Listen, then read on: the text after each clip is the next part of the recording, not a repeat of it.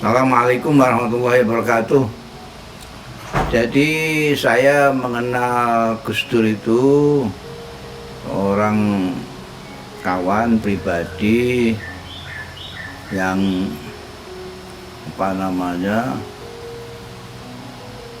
setia kawan, cerdas, baik hati, dan penuh perhatian.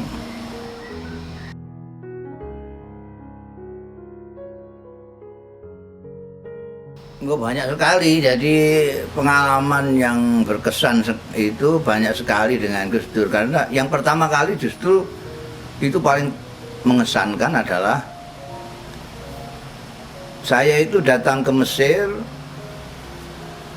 setelah setengah tahun kira-kira beliau sudah di sana. Jadi saya datang belakangan, beliau datang duluan. Saya datang itu beliau jemput saya di Port Said karena naik kapal laut, dan seolah-olah beliau itu kawan lama saya, padahal saya belum pernah kenalan sama saya, belum pernah kenalan dengan Gus Dur, belum pernah kenalan. Malahan saya sama ibundanya Nyai Wahid saya sudah kenalan, tapi sama Gus Dur itu saya belum pernah mengenal. Jadi saya itu betul-betul terkesan, kaget karena beliau itu menganggap saya seolah-olah kawan lama yang ketemu gitu. Kemudian lalu yang nyervis dalam tanda kutip, ketika saya belum dapat beasiswa, itu kan ada jeda kira-kira 5 bulanan baru saya mendapatkan beasiswa. Itu ya Gus Dur semua itu. Jadi Gus Dur datang ke asrama saya itu, asramanya dari satu, tapi gedungnya lain-lain. Dia selalu datang ke tempat saya dan membawa segala macam ugur rampe untuk masak itu, dan dia masak di situ untuk kami berdua. Jadi itu kesan pertama kali yang paling berkesan, bahwa ada orang yang belum kenal sama sekali tapi memperlakukan saya seolah-olah sudah kenal lama sekali, bahkan seperti kawan lama yang ketemu kembali gitu. Itu yang pertama. Kedua, dan ini kesan yang membuat saya bersyukur, adalah Gus Dur itu suka jalan sama saya. Jadi kemana-mana dia bersama saya. Dan kalau jalan-jalan sama saya, itu all in, semuanya beliau. Naik bisnya, yang beli karcis bis dia, yang nanti kalau jajan di resto dia yang bayar, kalau nanti nonton film beliau yang beli karcis. Dan bukan itu yang terkesan sekali adalah di mana-mana beliau itu bawa buku. Jadi Gus Dur itu kemana-mana bawa buku. Jadi jalan-jalan gitu di bis, meskipun kita tidak dapat tempat duduk, berdiri, dia baca. Dan kalau sudah baca, itu saya seolah-olah tidak ada, dicuekin seolah-olah tidak ada. Jadi berdiri berdua itu, dia baca, seolah-olah saya tidak ada di sampingnya. Nanti nunggu bis duduk di halte gitu, dia baca, itu ya seolah-olah saya tidak ada. Terus dengan bukunya itu, mungkin begitu sampai titik baru ngomong lagi sama saya.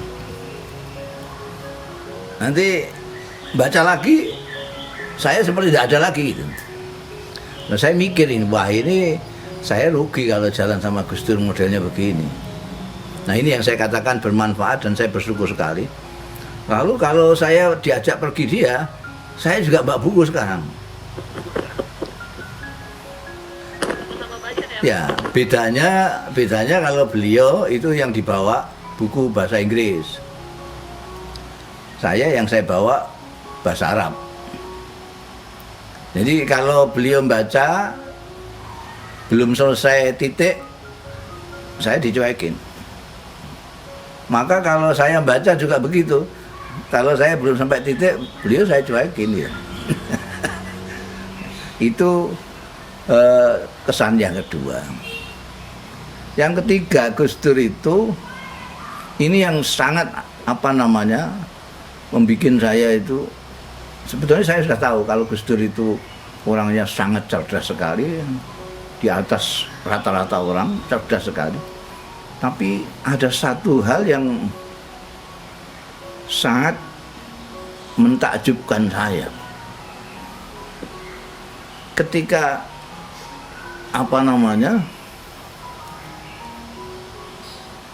sebelum terjadi pergolakan di Indonesia antara Orde Lama yang digulingkan oleh Orde Baru, itu kira-kira masih sebulan.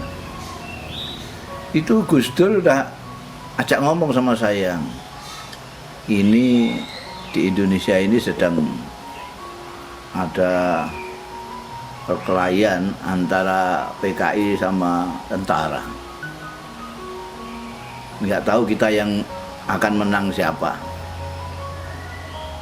Ini kalau yang menang PKI, buat kita ini bisa dikejar-kejar. Kita harus mempersiapkan diri untuk berjuang di bawah tanah. Kalau tentara yang menang, meskipun tidak lebih baik, tapi agak lumayan. Tapi kelihatannya itu jadi sudah diperkirakan, dan ternyata memang tentara yang menang ya, kemudian tentara yang menguasai Indonesia itu. Jadi, dan ada yang berbeda ketika saya di Indonesia dan ketika di sana. Di sana itu Gus Dur itu sangat necis sekali. Jadi kalau mau berangkat ngajak dolan gitu, beliau nyetrika dulu pakaiannya yang akan dipakai itu, bajunya, celananya, sehingga licin sekali. Dan dua hal yang tidak bisa dia tinggalkan itu baca sama nonton. Nonton ini atau nonton film atau nonton sepak bola. Ini Gus Dur. Nonton bola itu tidak harus bola antara Liga Italia atau mana, Kak. Karena saya latihan, saya kan pemain bola, jadi ketika saya latihan itu beliau juga melihat saya latihan itu, nanti kalau jeda turun minum, beliau terus nganalisis, tadi itu sampean itu seharusnya jangan segera dioper itu bola, itu mestinya dibawa dulu baru. Jadi nggak hilang, tadi sampai salahnya di sana. Jadi dia melihat film atau melihat bola itu selalu menganalisa. Itu saya kira.